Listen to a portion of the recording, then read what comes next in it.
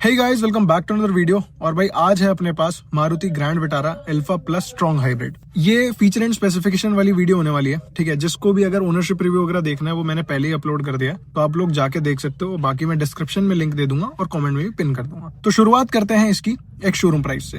19,50,000 आपको एक showroom price मिल जाता है इसका। अगर हम ऑन रोड की बात करें, इन दिल्ली की मैं बात कर रहा हूँ, तो 23 लाख रुपए के आसपास आपको ये मिल जाएगी। 23 से 24 भी हो सकता है, क्योंकि ये डिपेंड करता है आप कहाँ पे रह रहे हैं, ठीक है। मुंबई का अलग होगा, हरियाणा का अलग होगा। तो शुरुआत कर लेते हैं इंजन एंड ट्रांसमिशन से। इंजन टाइप जो मिलता है हमें M15D with strong hybrid. Displacement की अगर मैं बात करूँ तो 1490 सीसी का मिलता है। मैक्सिमम पावर की मैं बात करूँ तो 91 bhp। मैक्सिमम टॉर्क की बात करेंगे तो 122 Nm का टॉर्क मिलता है और नंबर ऑफ सिलेंडर 3 मिल जाते हैं हमें।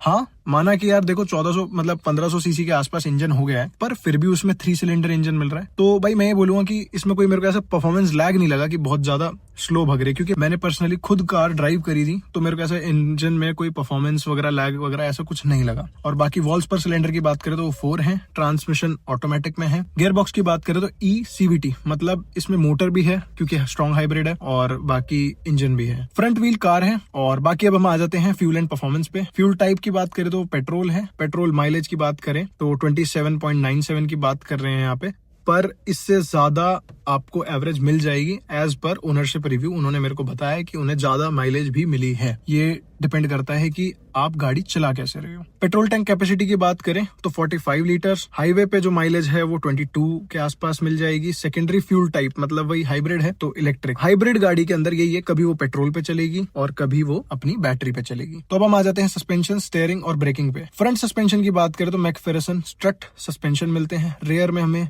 रियर ट्विस्ट बीम मिलते हैं। स्टीयरिंग टाइप की बात करें तो इलेक्ट्रिक मिलता है। स्टीयरिंग कॉलम की बात करें तो टिल्ट एंड टेलीस्कोपिक में हमें मिल जाता है। टर्निंग रेडियस की बात करें तो 5.4 मीटर। फ्रंट एंड रियर में दोनों में हमें डिस्क मिल जाते हैं। और एलॉय व्हील साइज की बात करें तो 17 इंचेस में आते हैं इसके एलॉय व्हील्स। बाकी अब हम आ जाते हैं डायमेंशन एंड कैपेसिटी में। बूट स्पेस की बात करें तो 373 लीटर्स। थोड़ा सा आपको कॉम्प्रोमाइज करना पड़ता है बूट स्पेस में। अगर आप पेट्रोल नॉर्मल लोगे यही ग्रैंड विटारा, तो उसमें आपको थोड़ा सा स्पेस ज्यादा मिलेगा एज कम्पेयर टू हाइब्रिड। बाकी सिटिंग कैपेसिटी आपको पता ही है, 5 जनों की है। ग्राउंड क्लियरेंस 210 mm की मिल जाती है। व्हील बेस साइज 2600 mm का मिलता है। और वेट की बात करें तो ग्रॉस वेट जो है वो 1750 के अप्रॉक्स है। नंबर ऑफ डोर 5 आते हैं। बाकी अब हम आगे बढ़ते हैं, कंफर्ट एंड कन्वीनियंस की बात करते हैं।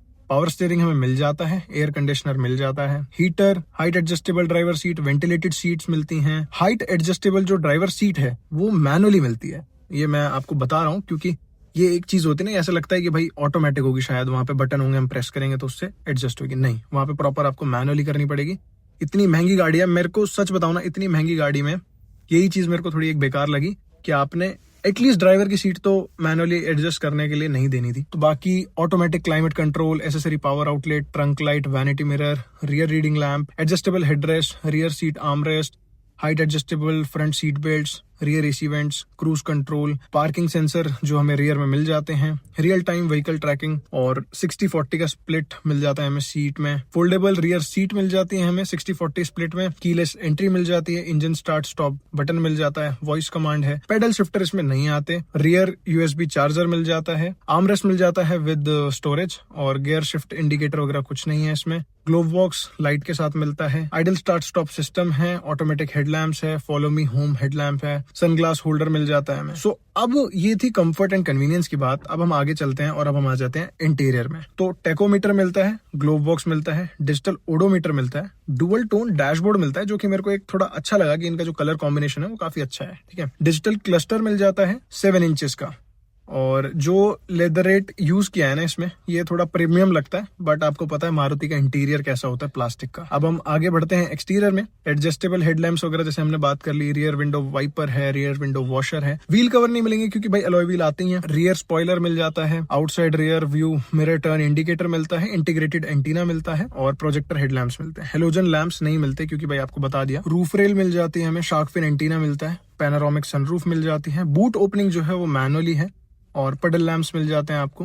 टायर साइज की बात करें तो 215/60 R17 इंचेस का हमें टायर साइज मिलता है। रेडियल ट्यूबलेस टायर होते हैं, एलईडी डीआरएल्स के साथ गाड़ी आती है और एलईडी हेडलैम्प है, एलईडी टेल लाइट। बाकी अब हम बात कर लेते हैं थोड़ी सी सेफ्टी की, जैसे कि इसमें एबीएस मिल जाता है, ब्रेक असिस्ट मिल जाता है, सेंट्रल लॉकिंग मिल जाती है, चाइल्ड सेफ्टी लॉक मिल जाता है, एंटी थेफ्ट अलार्म मिल जाता है। नंबर ऑफ एयर बैग की बात करें तो वो 6 है। बाकी ड्राइवर एयर बैग है, पैसेंजर एयर बैग है, साइड एयर बैग है, but side air bag rear में नहीं है। Day and night rear view mirror मिल जाता है, कर्टन एयर बैग मिल जाता है, ईबीडी मिल जाता है जिसे हम बोलते हैं electronic brake distribution, seat belt warning, door ajar warning, TPMS मिल जाता है हमें, tyre pressure monitoring system, engine immobiliser, electronic stability control, rear camera with guidelines मिल जाता है, एंटी थेफ्ट डिवाइस मिल जाता है। कैमरा की मैं एक बात बोलना चाहूंगा कि भाई कैमरा मतलब बहुत ज्यादा वाव नहीं है, मतलब कंपनी से कैमरा अगर आप लगवा रहे हो तो इतना ज्यादा वाव नहीं है, मैं बोलूंगा कि आप बाहर से भी लगवा सकते हो। और रही बात सेफ्टी की बात कर रहे हैं ना, तो सेफ्टी आपको पता ही है कि भाई मारुति की गाड़ी में कितनी मिलती है। इसी प्राइस सेगमेंट में बहुत सारी गाड़ियां आपको सेफ्टी भी दे रही है, ऐसे फीचर भी दे रहे हैं और इनसे ज्यादा अच्छी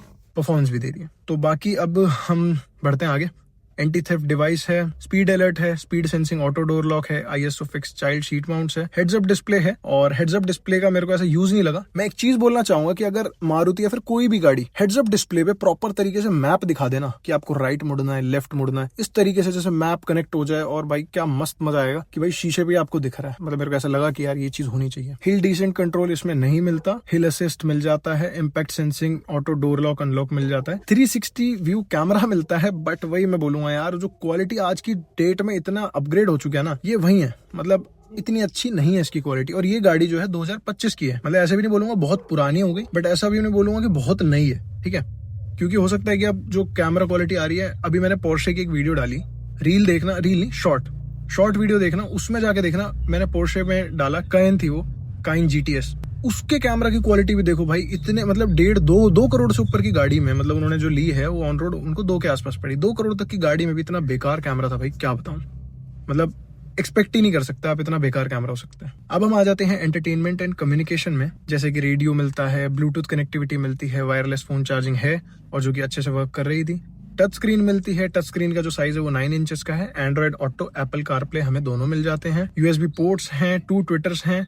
और एडिशनल फीचर्स की मैं बात करूं तो स्मार्ट प्ले प्रो ऐसे करके इनका कुछ आता है सिस्टम, तो वो एक है, बट मेरे को ऐसा बहुत ज्यादा वाव साउंड नहीं लगा, मैंने खुद पर्सनली सुना तो मेरे को ऐसा मजा नहीं आया। और अगर अब मैं बात करूं स्पीकर्स की, तो फ्रंट एंड रियर में ही स्पीकर आते हैं। अब हम आ जाते हैं एडवांस इंटरनेट फीचर के, जैसे कि इस कार के अंदर हमें मिल जाती है लाइव लोकेशन, रिमोट इमोबिलाइजर और ई कॉल आई कॉल इसमें हमें नहीं मिलती, गूगल एलेक्सा कनेक्टिविटी मिल जाती है, ओवर स्पीडिंग अलर्ट मिल जाता है और 2 अवे अलर्ट मिलता है, स्मार्ट वॉच ऐप है और वेले मोड मिल जाता है, जिसमें कि जैसे आपकी कार का कोई एसी ऑन करना चाह रहा है तो वो सब, मतलब काफी सारे फीचर बिल्कुल काम ही नहीं करते, सिर्फ कार ड्राइव होगी, उसके अलावा एसी, म्यूजिक सिस्टम ये सब चलेगा ही नहीं। एसी ऑन ऑफ कर सकते हो आप इंटरनेट के through, remote door lock unlock कर सकते हो, बाकी SOS इमरजेंसी असिस्टेंस मिल जाती है आपको। सो गाइज यही था इस वीडियो में, आई होप कि आपको वीडियो अच्छी लगी होगी। यही फीचर एंड स्पेसिफिकेशन इस कार में आते हैं।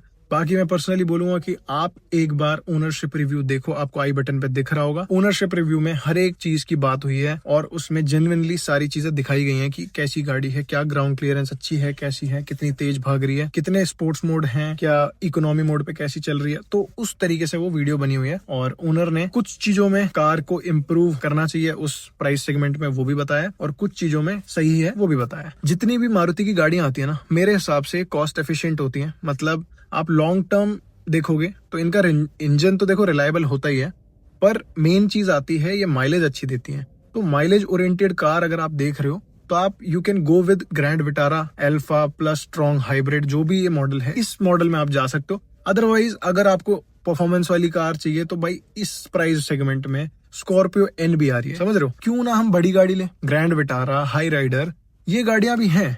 पर हाँ, कईयों की पसंद नहीं होती कि भाई मेरे को स्कॉर्पियन में जाना है, मेरे को एल्काजार में जाना है, तो वो चीज आ जाती है। बाकी आई होप कि आपको वीडियो अच्छी लगी होगी। लाइक शेयर कमेंट करना और बताना कि आपको इस प्राइस सेगमेंट में 23 से 24 लाख के बीच में कार कौन सी बढ़िया लगती है।